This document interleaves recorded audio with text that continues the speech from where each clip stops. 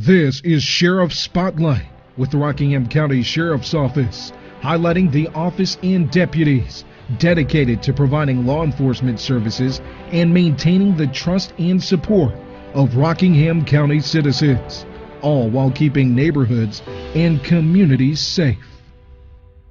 Good morning, Rockingham County, North Carolina, and thanks for tuning in to Sheriff Spotlight, our monthly podcast video. And thank you if you're tuning in from all over the world to listen to our podcast today. We thank you for joining us. Today is October the 28th, 2020. It's a Wednesday.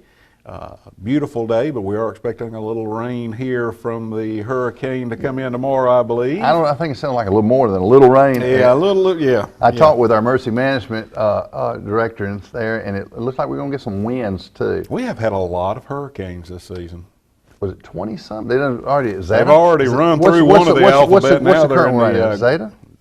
Zeta? I'm not sure what it is. I'm it's not a Z. sure. Yeah. So what happens when you get to the Z's?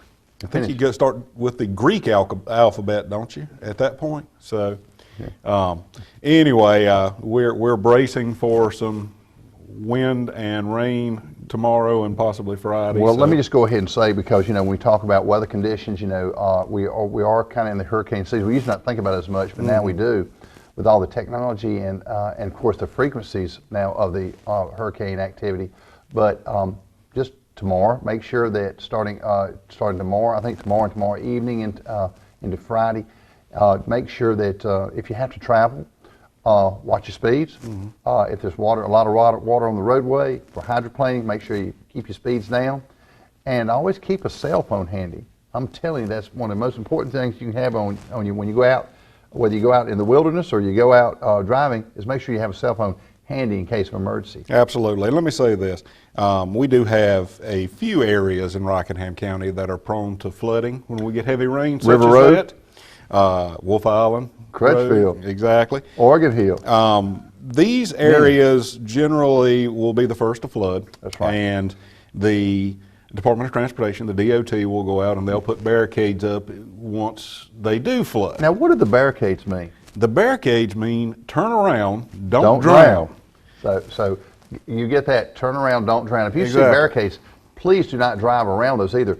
What's the violation for driving around?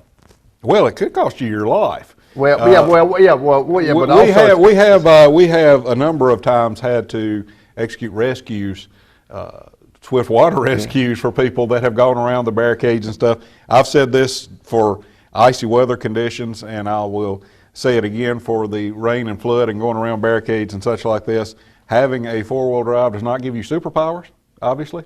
And so trucks don't float. Trucks don't float just as much as the little smart cars don't float. So, but if you drive around a barricade and it's marked, you're violating the law. Absolutely, yes, And you are not only violating you're the putting law. your life in danger, Right. and so but also And the lives of the rescue workers that have to come and get you. Well, I was going to give a shout out. We're surrounded. We have 19 different volunteer fire departments. We have 3 rescue squads, and we have our 5 law enforcement agencies. And just want to first of all thank everybody for the cooperative effort we do, particularly when we get into the weather situations. Absolutely. Everybody works together. We want to thank our 911 center because they get all the information and they dispatch us to the calls, but they make sure that we have the information we know when we're going out to these calls. But again, as we get into the, like I say, we're finishing up hurricane season and we start moving toward the winter season, something like this, you'll see more and more. The rescue squads, they stay extremely busy during the summertime because we're blessed. We've got some great rivers out here, a lot of fun places to get out the kayaks out, but sometimes they get those call outs. It can be dangerous. Yeah. Can be dangerous. Now, today as we start off the show, many of us have a heavy heart at the loss of one of our own. Do you want to tell us about that, Sheriff? Well, this past weekend, Ellen Hunley, who's one of our 18-plus year employees, great lady, she passed away. She collapsed. Retired from the rescue squad. She retired from the rescue squad. I thought they said when I made an inquiry, she was like the assistant chief at one time. But Ellen worked at the rescue squad, and then came to work for us a little over 18 years ago. tremendous employee and a good person, and we're gonna miss her. Absolutely. Truly miss her. Absolutely. Please join us in keeping her family and friends, co-workers in your thoughts and prayers during the coming days. Absolutely, absolutely. We thank you for that. Now, October has been Domestic Violence Awareness Month, National Domestic Violence Awareness Month. Now, this is obviously an issue that we deal with year-round here in law enforcement. Probably, I would say, the most frequently answered call would be domestic-related call for assistance. We want to stress that there is help out there. Not just throughout the month of October, but year-round. There are resources, community resources available to help those that are in a abusive relationship, and we want to help you through that, out of that, get you safe, your children safe, and so on and so forth. And that's for both male and female victims at this point. Well, you keep referring to HELP, so I'll go ahead and jump on there. HELP Incorporated, the Family Justice Center. Now, you're on the board of that still, correct? The board of directors? That's right, Yes. that's right. And currently, HELP Incorporated, which has been around since the 70s, started out as a crisis line, now has evolved into the Family Justice Center process. HELP Incorporated works with victims of domestic violence, child abuse, elder abuse, and sexual assault. And they do a tremendous job. Got a lot of great people working there. Angie Bowles is the executive director. Mary Jane Rebb is the chairperson. And we've got several great people on the board. Right now they're in the process of still raising some money for the Family Justice Center. It's about a $2 million project. We're all excited about we that. are, Yeah. but some monies have been attained, I think, through the USDA process, and again, it's going to happen. We're going to be able to get a Family Justice Center. Let's tell them a little bit about what a Family Justice Center does, because you were a domestic violence investigator, special investigator. I was. You and Steve Perkins for several years. Tell them a little bit about what the Family Justice Center will do for our victims Well, of it's domestic going violence. to be, the thought process behind it is that it is going to be a one-stop shop kind of deal. Instead of having to send you here for this service and here for this service, you'll be able to come into the building and it'll all be housed there, whether it be child advocacy, therapy services, sexual assault prosecutors, investigators, exactly. Law enforcement, prosecutors, all working together in one place for the victim to help them right there on site, instead of we got to go here for this and here for that and here for. We do have the services available, but currently we don't have a place big enough to house them all together. The whole operation. But we will have, once the Family Justice Center is built, and the location is going to be down on Cherokee Camp Road. And it'll all be encompassed into one big facility. So now, since 1994, we've actually established a shelter, a battered women's shelter. Let me go back a little bit, because I've worked for more than 30 years in law enforcement here in the county. But originally, we didn't have a battered women's shelter. So a lot of times when persons were victims of domestic violence, if the family was taken to another location for safety, temporary safety, we might take them to an area hotel and something like that. But now, we've had a shelter since '94, and again, I believe that the Family Justice Center will also have some housing. Yes, it's my understanding that the shelter services will be Supervised available quarters, through that. yeah. Exactly. In So, one so location. the thing is, a lot, I've been in law enforcement a long time, and domestic violence is a crime. And years ago, it wasn't looked at like that. It was looked at a different way. A personal issue. Yeah, well, yeah. it was a family issue. Yeah. Something that you didn't really talk about. No, and the last like thing, that. and back years ago, the last thing they wanted to do was was not to arrest. But we've come to realize is no, if you violate the law involving domestic violence and there are visible signs of assault, and you have reason to believe that offense was committed, then you shall arrest. And that came into play several years ago, and I think it's been a move in the right direction. But the awareness, and this month again is domestic violence awareness. Last weekend, I know HELP Incorporated had a program also in line with the awareness. Exactly. An annual event. And again, we just need to be aware that domestic violence is still alive and well, and we've got to continue to educate, and we've got to continue to reduce that, and we've got to continue to help our victims of that. Now, I know on average, back when I was keeping track of it, the average number of victims that lost their life to domestic violence here in North Carolina was 80 plus victims a year. I'm sure that number's probably gone up or at least stayed the same. I'd like to think maybe it went down, but you know, it is a serious matter, and it does end up costing people their lives. Mm-hmm. And then a lot of people say, well, why do persons stay into a abusive situation like that? And from what my education through working with Help Incorporated over the years is that they say that most persons that are involved in those situations, it's usually 7 different times occurrence will happen before they finally will step away from it. 7 serious. Serious. Serious But here's the assaults, thing, it only takes one incident Exactly. to take a life. A strangulation situation, you know, it wasn't that many years ago that strangulation, you know, that was brought in as a law that if a domestic violence situation, if you try to choke someone, that is a crime. I mean, and it's a serious offense because it only takes just a few seconds to take a life. Exactly. You're exactly right. And it only takes one time. And you can't take that back. No.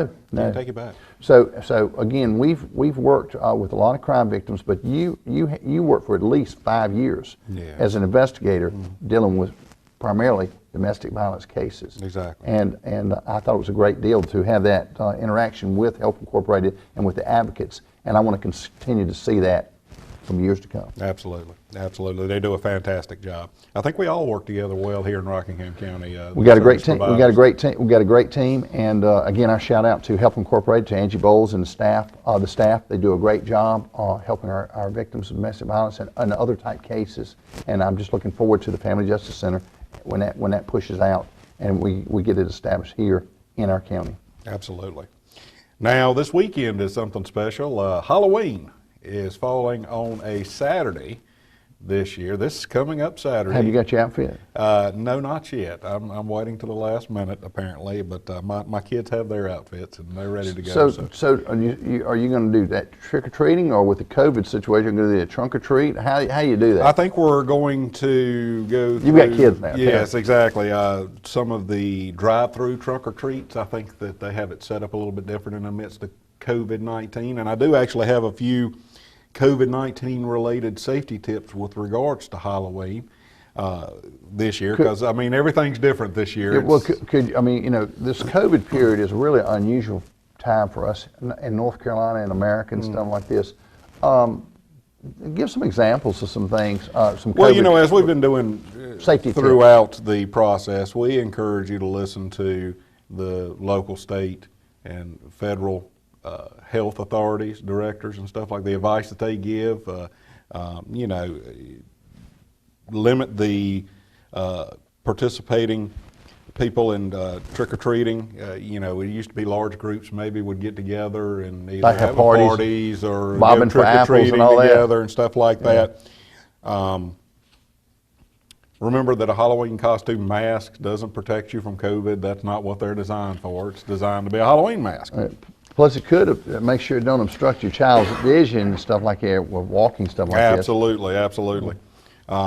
Promote the use of hand sanitizer. Trick-or-treaters, you know, they're going to be touching doors and so on and so forth if you do go trick-or-treating. Encourage social distancing. Again, that goes back to good common sense practices there. You're going to maybe want to pick out some, like I said, there are some events that are being specially crafted amongst the COVID-19, the trunk or treat drive-throughs. Are you saying a lot of drive-throughs, maybe outside activities? Outside activities and stuff like that. Yeah. Although I will say that they do discourage hay rides and tractor rides and so on and so forth like that because of the proximity that you all pile in together and stuff. Because you know we've got some of those events, you know, here locally in Guilford County where don't you ride through on a wagon or something there? Yeah, and or the trailer with the hay bales on it. Yeah, and the haunted houses. Now it says to avoid indoor haunted houses altogether. I always You try can to avoid stand it haunted because- houses. Because people are going to be grouped together. People are going to be scared. They're going to scream. Of course, screaming is going to help to spread. But Kevin, you heard what I said. I Yes, always avoid yes. haunted houses. Yes, I watched too exactly. many movies as a kid. Right. Well, yeah, you and me both. But go out, have some fun. Just be careful. Use good common sense practices. You can for still yourselves and you your can still children. do the 3 W's. Exactly. Wear a mask. Wait 6 feet apart, and wash your hands. That's right. Exactly right. And with that being said, I cannot believe it, but we are coming up on Thanksgiving and Christmas. By the next show will be right at Thanksgiving. Obviously, one of my favorite times of year. I like to eat, but we'll be transitioning over into the holiday season after that, and we'll be starting our toy drive, annual toy drive here soon. Well, let me throw one thing. Now there is a toy drive ongoing now, dealing with the fire department's fire marshal's office. Fire marshal's Can you tell them a office. little bit about that? That is for the child victims of fire,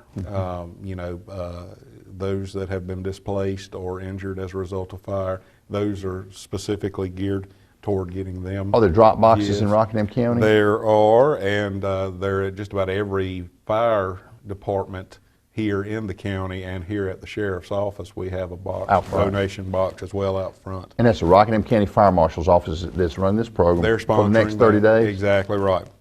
And then when that toy drive is over, we'll transition into our annual toy drive, where what we do is we collect new in the box toys, and we donate those to our local Salvation Army right before Christmas for them. And those toys stay here in Rockingham County to help Rockingham County families in need.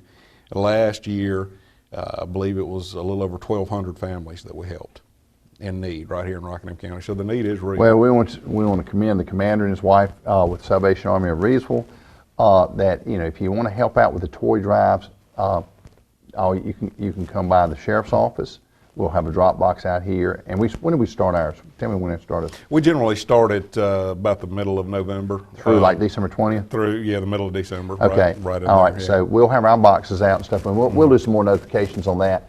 But you can also go by the Salvation Army yourself. Exactly. You can donate to the one in Eden on Morgan Road. There's one in Reedsville on Barn Street. You can go directly to Salvation Armies to make your donations. And they collect, obviously, food and non-perishable items as well to give out. Well, the United Way, a lot of times it's Thanksgiving and Christmas when we start thinking about people in need. But there's a need year-round. Year-round. And as we're getting cooler, we're going to have homeless situation. Right. Shelters Well, open. what I was going to say is we have like 31 different agencies that are supported by the United Way of Rockingham County, and I'll go ahead and give a little plug for United Way. It used to be on their board. Is what we need to do is also remember a lot of these service agencies do help a lot. Salvation Army is one of those. Help Incorporated is one of those. So again, most of the local rescue squads. most of the rescue squads are funded through the United Way. At least partially. Yeah. So please, if you want to help out, you can help out through those donations. You can help out make donations to the United Way. It's appreciated. It goes a long ways, and it's helping like 31 different agencies across the county that help service agencies to our citizens that are in need. And again, like you said, as it gets cooler, we'll get into a situation with the homeless shelters. Generally, there's a homeless shelter in the Eden area. And have we got one in the Reedsville area? I know we run a soup kitchen. Right. Yes, and I know that they were trying to get that up and going. I don't know what the status of that is currently. I know about the one in Eden. There are a lot of food banks going at different churches around the county. Right. But that's what I was getting ready. Let me go back to it. Is a lot of times we seem to only think about people in need during Thanksgiving, and then also during the Christmas period. But what I'm asking you, Sheriff, is to think about people year round. Make a difference. If you want to help support United Way of Rockingham County, pick your favorite charity, help them out there. Volunteer at a food bank, volunteer at a soup kitchen. Volunteerism means a lot. But help out, because in this day and time, particularly with COVID, we've had a lot of people out of work. Exactly. And a lot of people are struggling. And we need, I just want to say, we need to do our part to help people in need. Now is the time to help people in need in Rockingham County. And with the COVID situation, again, people out of work, how do you pay the bills, putting food on the table for your children. There's a lot of these service agencies that step in and fill that void. So help where you can. And with regards to volunteers, a lot and COVID, a lot of folks that would generally volunteer for these kind of things May not because they may be at a higher risk, people that are retired or so on and so forth. So they may not be able to for fear of COVID. So we've all got to step up and do our part. Also, I'm gonna reflect a little bit to our seniors. A lot of times our seniors, they can't get out, and they're confined to their a lot of times to their homes and stuff like this. Check on them.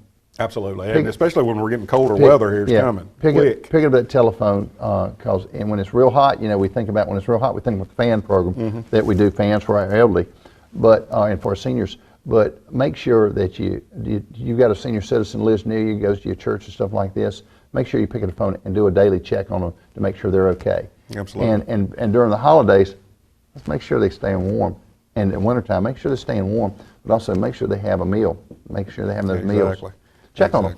Exactly. And we can do that. And it doesn't cost anything but a few minutes of your time. Exactly. Or give them a phone call. Just make sure that everybody's okay. That's right. We do need to make sure that, especially during the colder weather. I think that we're looking at freezing weather maybe first part of the week. Well, overnight cold of 32. I'm not a weather forecaster, and I don't know about it. Not an almanac guy, but I've noticed a lot of acorns falling, and I've heard when the acorns are falling pretty heavy, you're probably going to have a harsh winter. So I wouldn't be surprised. Now let's talk about keeping Rockingham County beautiful, and by that I mean the litter program that we have here in Rockingham County. First, we're going to ask people not to litter, as we generally do almost every show. Do your part. Don't litter. Don't throw trash out of your vehicles. When you are taking, and this is something that I have picked up on, when you're taking a load of trash or unwanted things to the landfill, you're supposed to have a tarp on that load. That doesn't mean stop at the front gate of the landfill and put the tarp on there so you don't get fined.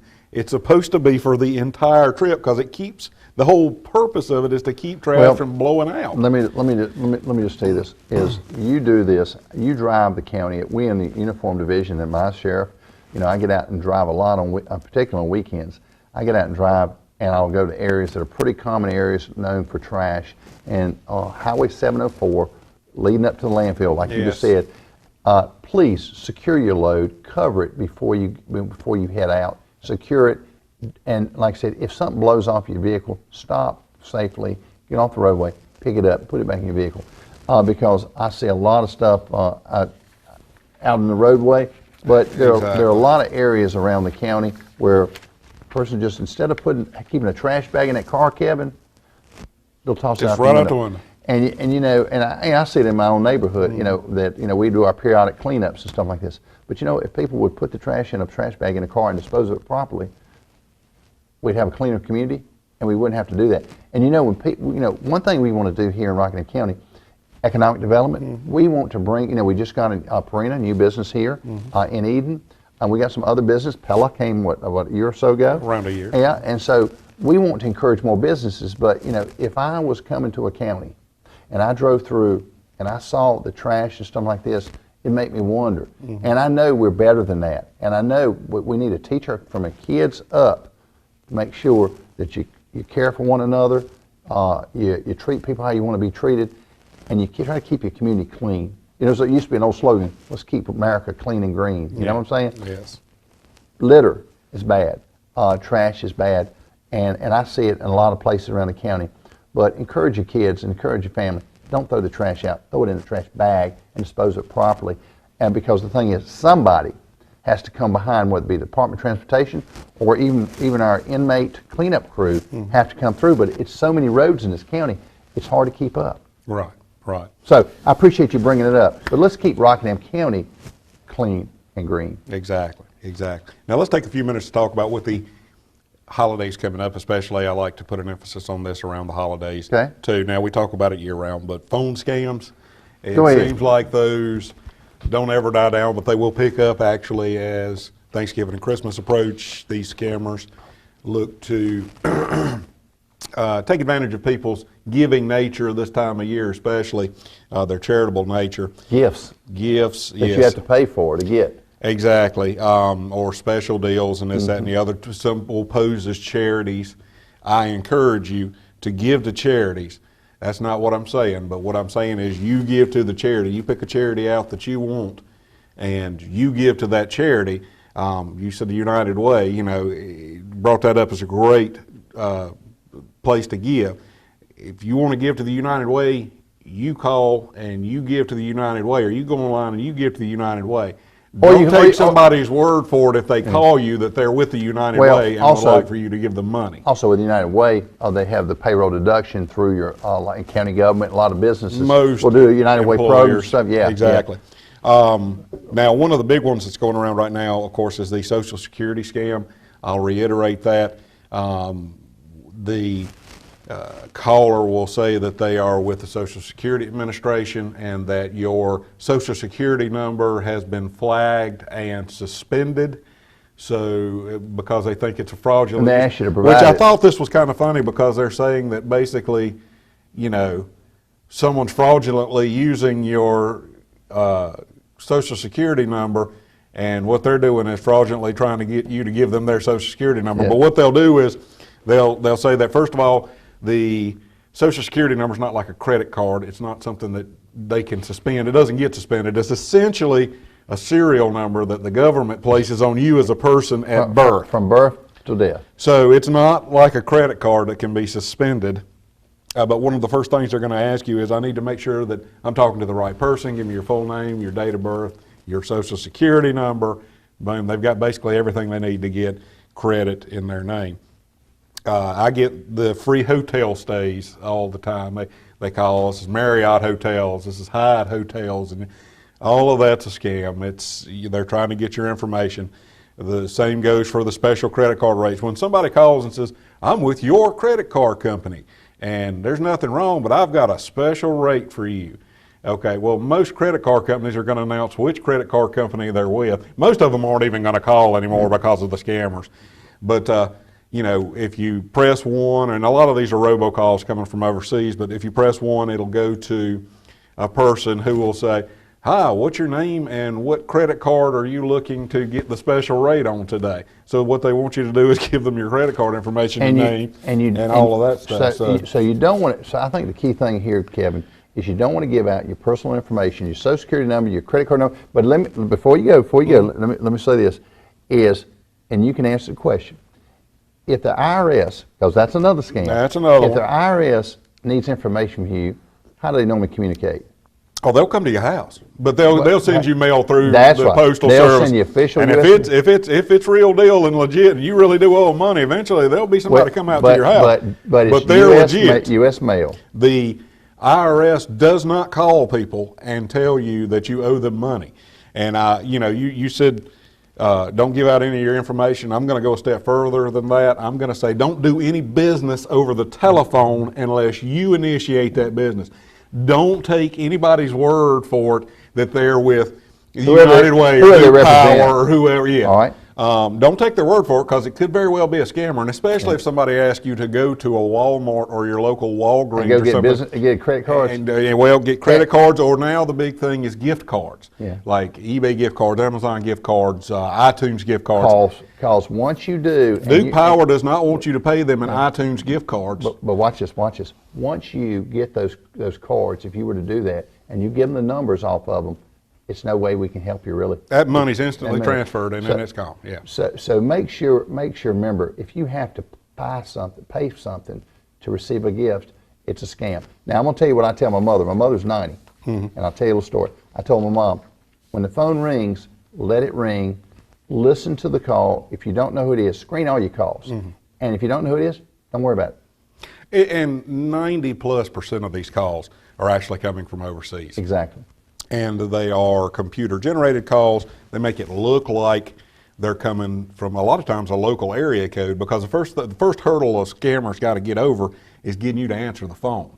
So they make it look like it's somebody local calling you, but they're calling you from Pakistan, That's India, right. wherever. Well, the thing is, and the thing is, we as Americans, we're good people. Yeah. That we're trusting. But the thing about it is, from a crime prevention perspective, we're going to tell you, and you work crime prevention every day, is we tell people, listen, don't believe everything you hear on the phone, and even on the internet, be cautious.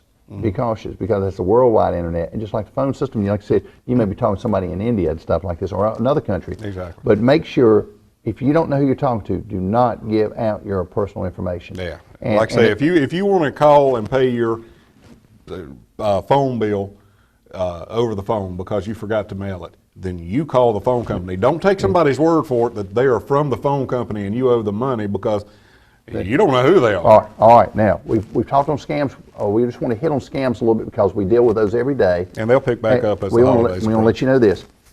Depending on what township you live in Rockingham County, any one of our wonderful townships or in the county, if you feel like someone has tried to scam you, contact your local law enforcement agency. Let them know right away. Do not give money to people if you don't know who they are. Exactly. But as far as these charities go and stuff like this, find a charity, pick a charity, and try to help out.